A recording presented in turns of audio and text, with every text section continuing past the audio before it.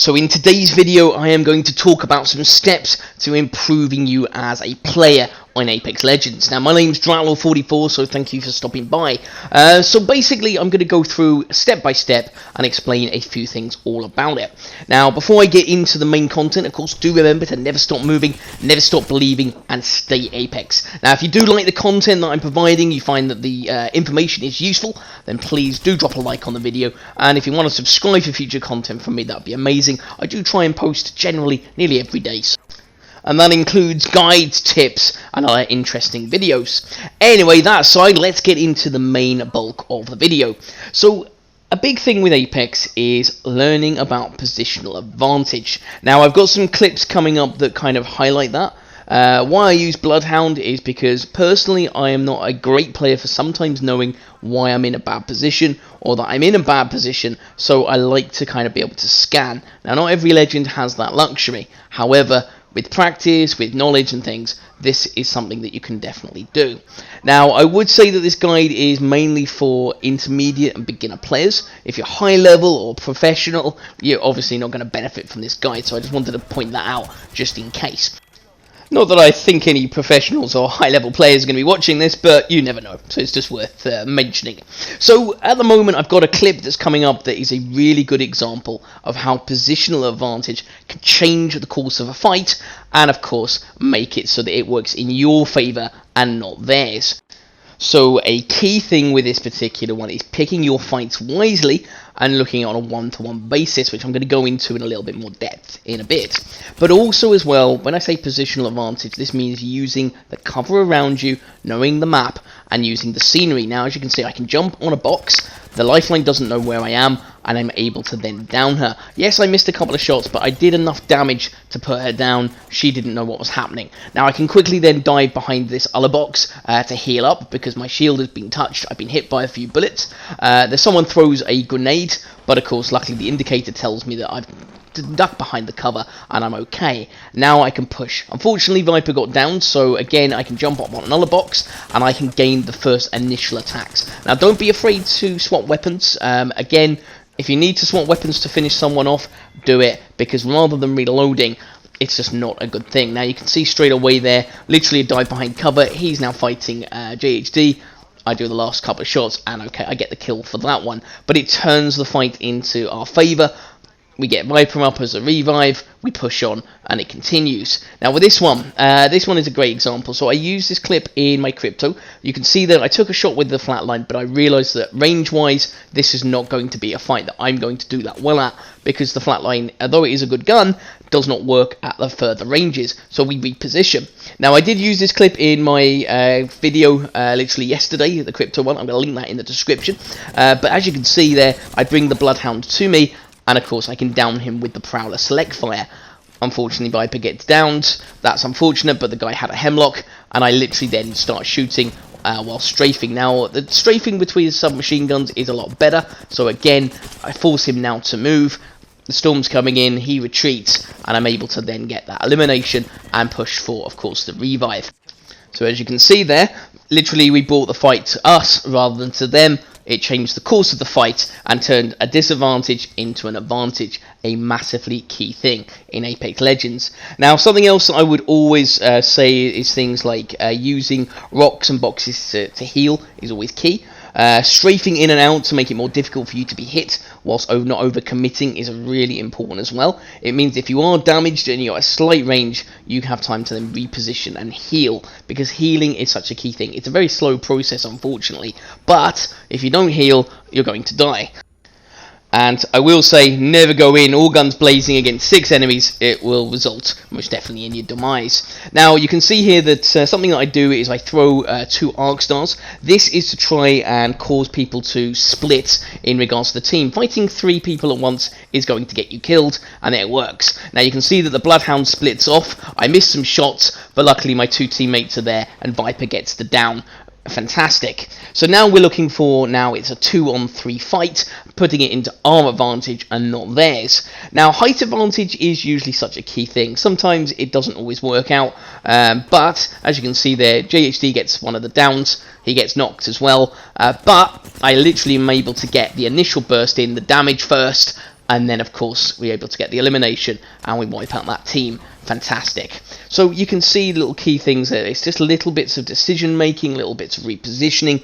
It does make such a massive difference. Now, although I will cover height advantage in just a moment there, what I did want to also cover while I was waiting is know your weapons. So use the firing range. It is really good to practice with various weapons, and I would always go with the weapons you are the most comfortable with. Yes, in the game you are not always going to get those weapons that you want, but have a few. Try and get good with maybe 4 or 5 weapons that you really like and enjoy using and that you're comfortable with, and then that way you know that if you find that particular weapon, you've got definitely a really big advantage. Something to also do is that if you are able to use just 2 or 3 minutes of a warm-up before playing, it really does make, again, a difference, because mindset is such a big thing in this game. Because when you start playing, if you play 2 or 3 games and you literally get absolutely annihilated, you run in, your aim is off, and you get killed, and it should have been a fight you won, but you didn't, you start to then get frustrated. And what happens is that, of course, it's a very momentum-based game, this one. If you don't have that sort of advantage, sometimes then it can really cause a lot of problems. Now, going back to the height thing, I just wanted to point out just one thing. This was a bad position for me, and I should have never taken that on. Pick your battles wisely. It's so important, because I nearly died. I got away with it, but I nearly died, so yeah, do keep that one in mind there.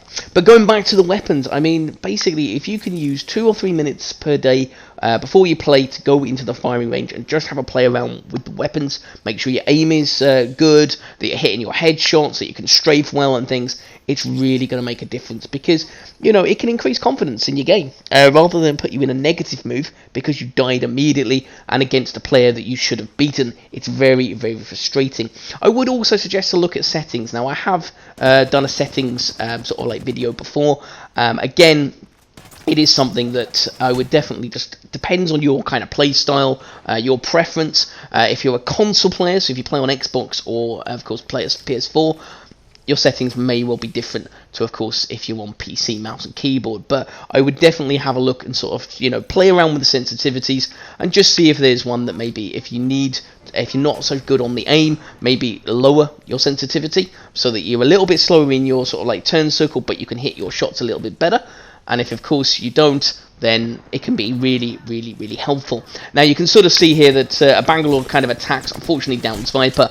Because I had the positional behind this particular sort of like cabinet thing to heal, he didn't know where I was, and I was able to take him down as well. But yeah, I mean, going back to the settings, play around with it. It's definitely well worth testing because it can really make absolutely a difference. Okay, so aim to fight on a 1v1 much as possible.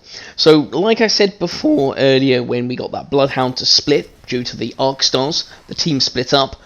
Try and get the Legends to split off from the team and look to flank. Now, if you can get the first amount of damage in, then of course you've got a really good chance of downing that particular player. I would definitely say, though, one of the big things is never to overcommit, which is really actually easy to do. I have to say, I could hold my hand up, and I have to say I have done this many a time in the past.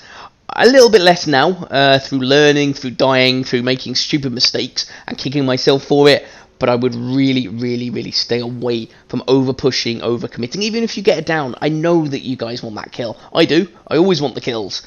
But you run into the other 2 squad mates, they shoot you both at the same time, you're likely to die, they get the revive, you get nothing. And you're not then going to be able to shoot a weakened player to get the down again. If necessary as well, use down players to draw a revive unless there is a lifeline on the team. Don't worry if it is. However, if there's not, then it is a really good thing. If someone commits to a revive and you've got the positional flank, you can do a great amount of damage. Even if they cancel out of the revive, you can still do enough damage. And of course, hopefully between you and your teammates, you can get that down and have another player, and then it becomes a 1-on-3 or 1-on-2 or whatever. It gives a massive difference to the kind of fights that you can have. Now, the only other one is really do not be afraid to shield swap. Now, I've said this before in a previous video a while back, but the reason I wanted to cover it is because, again, it is such an important thing in Apex Legends. If you have death boxes near you, supply one, there's one in a supply bin, or there's a blue shield, say, on the ground, and you have purple or red, naturally, the first thing you want to do is like, well, I want to keep my shield, I want to use it. But realistically, sometimes it can really, really change the course of a fight. Someone gets some damage in, you've done some damage to you, they push because they think you're low, you manage to quickly shield swap, and of course, you then manage to get the down and get the commit and clutch out that fight. Remember, after you've won as well, I mean, you can either take your enemy's shield because they're dead, or go back and restore yours when you're able. Fights in Apex, they generally happen quickly. It is easy to make one stupid move that costs you the fight. It is impossible to never make errors, but reducing silly things can really help improve you as a player. Now, it's just little things. You'll see in the background a couple of other positional advantages, things like that. And I just wanted to sort of share that guide with yourselves, just to sort of say, look, no one's an expert, mainly. No one is perfect. But there are always ways that you can improve your game. Using the weapons that you're most comfortable with. Changing your settings to what you feel best with. Using the cover. Healing wisely. Not overcommitting. All these things really, really come into it. And you will find that you will do much more successfully in fights. And of course you will win more battles and get more kills. So hopefully that is really helpful. I hope you enjoyed the video and the content. If you did, as I said, a like would really help. Before I end the video, do remember to never stop moving, never stop believing, and stay Apex. And if you do want to subscribe for future content, then that would be absolutely amazing and really appreciated.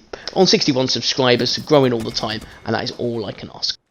So that is it for me. I hope you have a great rest of the day, evening or night. You take care. See you in the next video. Bye now.